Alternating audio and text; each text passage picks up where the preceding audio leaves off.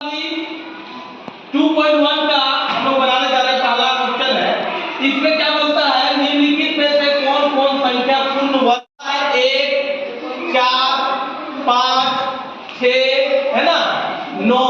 और अगर double zero यानी जोड़ा जीरो अगर आता है, वह जोड़ा आता है वह पूर्ण संख्या कहलाता है। लास्ट में जिसका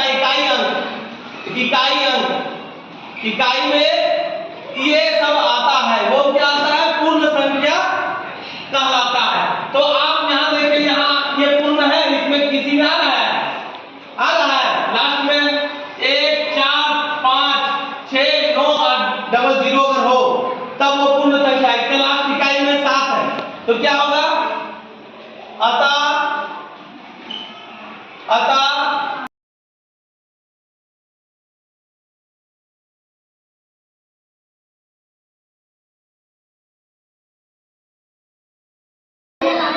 है ना,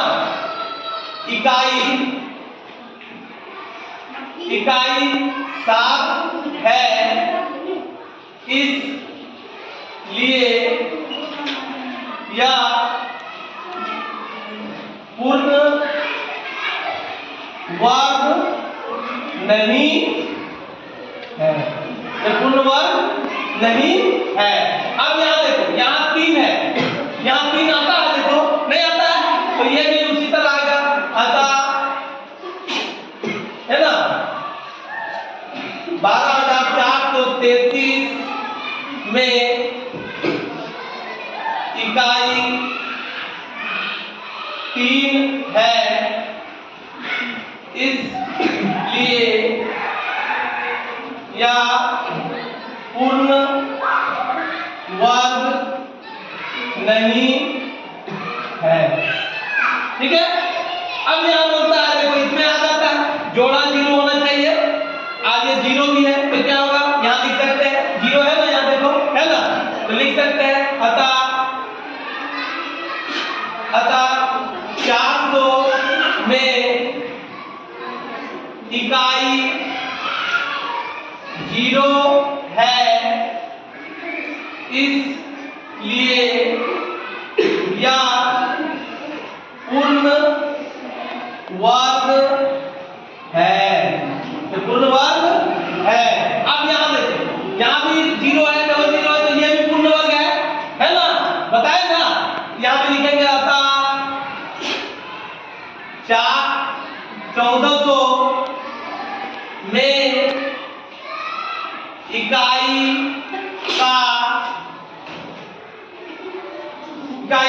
0 है, इसलिए यह पूर्ण वर्ग है। यहां क्या बोले, डबल जीरो होना चाहिए, ये क्या है, ट्रिपल यानी फुट है ना, तो यहां लिख सकते हैं अतः 16,000 में लेकिन यहां 0 की संख्या विषम है, इसलिए यह पूर्ण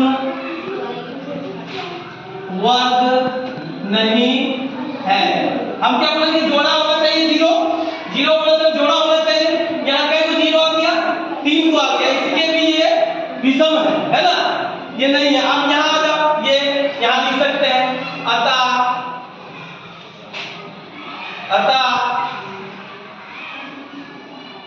8100 में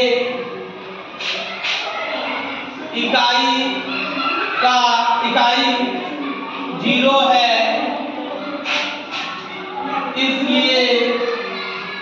इसलिए यह पूर्ण वर्ग है। अब आ जाओ यहाँ इकाई 8 है, इकाई 8 यहाँ कहीं है नहीं है, तो ये यहाँ लिख देंगे अतः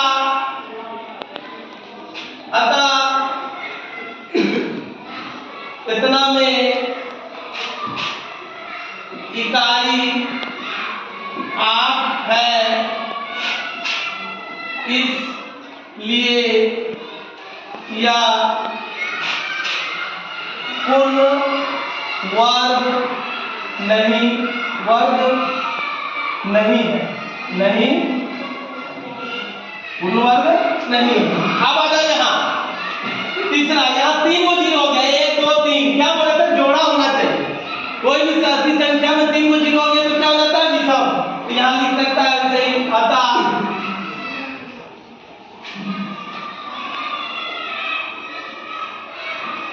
में इकाई 0 है, पर इसमें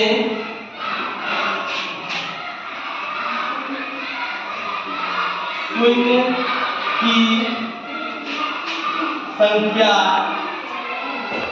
संख्या विषम है, इसलिए या पूर्ण वर्ग नहीं है। ये पूर्ण वर्ग नहीं है, बस इतना था। इस तरह से जो लिखे ये टॉपिक में 1 4 5 6 9 8 डबल 0 या 1 0 या डबल 0, ये ध्यान देना, ठीक है। तब ये तुम्हारा समझ में आ जाएगा कैसे बनेगा, ठीक है। निम्नलिखित का वर्ग सम मतलब होता है जोड़ा, या विषम मतलब होता है कूट।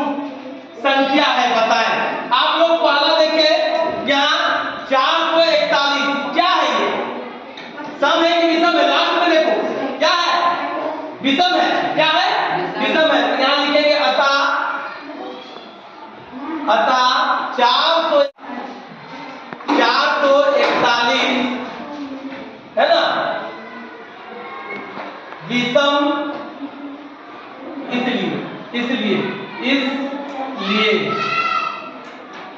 इसलिए इसका वर्ग भी विषम है ना, वर्ग भी विषम है। वर्ग भी इसका जो आएगा वो भी विषम आएगा। ये क्या है, इसका इकाई में क्या है, सम है ना, इसका इकाई में यहाँ लिखेंगे अतः संख्या 2704 सम संख्या है, इसलिए या वर्ग भी सम है। ये वर्ग भी सम है, इसका वर्ग भी सम है, इसलिए इसका यहाँ लिखो, इसलिए इसका वर्ग भी सम है ना। तो यहाँ इसका इकाई क्या है, इसका इकाई क्या है, जोड़ के बोलो, इसका इकाई क्या है, विषम है, इसीलिए लिखो यहाँ ये भी विषम में होगा। अतः संख्या 961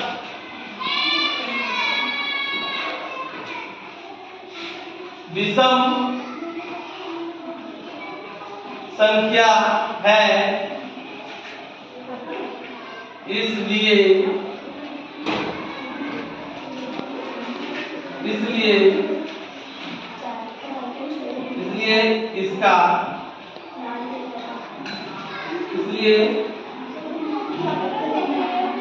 इसलिए इसका है ना वर्ग विषम होगा या विषम है, दोनों लिख सकते हैं, होगा या है दोनों। इसमें भी दे दो, इसमें 9 क्या है, सम है कि विषम है, विषम है, इसमें भी वैसे लिखेंगे। अतः 3 नहीं 32 49 विषम संख्या है, इसलिए इसका वर्ग जो होगा वह भी विषम होगा। क्या होगा? विषम होगा। और भी विषम होगा। यहाँ सम है कि विषम है? देखो इकाई का क्या है? जोर से बोलो, क्या है? सम है। तो यहाँ लिखेंगे अतः संख्या 5184 सम संख्या है, इसलिए इसका वर्ग सम होगा, है ना? इसलिए इसका वर्ग सम होगा। अब आप लोग समझ लीजिए फ्रेंड, जैसे देखिए 16 ये इसका क्या होता है? 4 होता है ना, 1। देखिए उसके बाद देखिए 159 9 है, इसका विषम में वर्ग आ रहा है 13। 144 ये सम है, इसका वर्ग आ रहा है 12। आ रहा है ना? एक उसके बाद देखिए 196 किसका है? तो साइड 14 का होता है ना, है ना? अब है 25 क्या है? विषम है, प्राक विषम है, तो इसका क्या होगा? 625। इस तरह से 100 का क्या होगा? 10। ये देखो, ये सम और विषम का जो है, आप देखो 81 का क्या होगा? 9 होगा। 49 विषम संख्या है, कितना होगा? 7 होगा।